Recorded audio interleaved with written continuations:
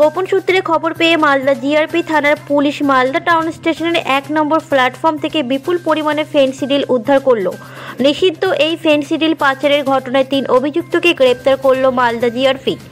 ধৃত ওই 3 জন অভিযুক্ত বিহারের বাসিন্দা। উদ্ধার হয়েছে প্রায় 900টি নিষিদ্ধ ফেনসিডিল সিরাপ, যার বাজার মূল্য 1,90,000 টাকা। জিআরপির প্রাথমিক অনুমান অভিযুক্তরা ফেনসিডিলগুলি দিল্লি থেকে মালদায় নিয়ে আসে। মালদা টাউন স্টেশনে থেকে বালুরঘাট যাওয়ার জন্য অপেক্ষা করছিল।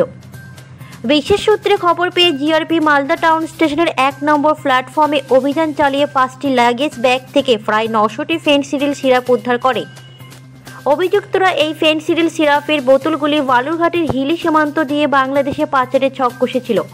আজ অভিযুক্তদের মালদা জেলা আদালতে পেশ করা হবে। আজকে আমাদের কাছে একটা খবর আসলো যে ব্যাপক পরিমাণে ফেনসিডিল দিল্লি সাইড থেকে বাংলাদেশ দিকে যাওয়ার কথা যাবে এরকম খবর পেয়েছিলাম আর কি। ওই খবর ওভারকাউট করতে গিয়ে আমরা আজকে 3 জনকে ধরি, 3 জনকে রাত্রিবেলা ধরি। ওদের কাছ থেকে আমরা 5টা ব্যাগ পেয়েছি। 5টা ব্যাগের মধ্যে তকরিবান 900 বোতল মতো ফেনসিডিল কফ সিরাপ ছিল। ওটাকে আমরা ধরতে পেরেছি আর 3 জনকে আমরা অ্যারেস্ট করতে পেরেছি। এদের বাড়ি? এরা 3 জনেরই বাড়ি বিহারে। এরা কোথায় জড়ো হয়েছিল, মানে কোথায় যাচ্ছিল? এরা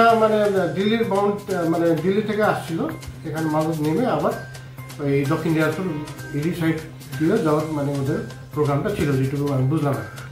ওটা বাংলার দিকে যাওয়ার কথা। আচ্ছা আচ্ছা।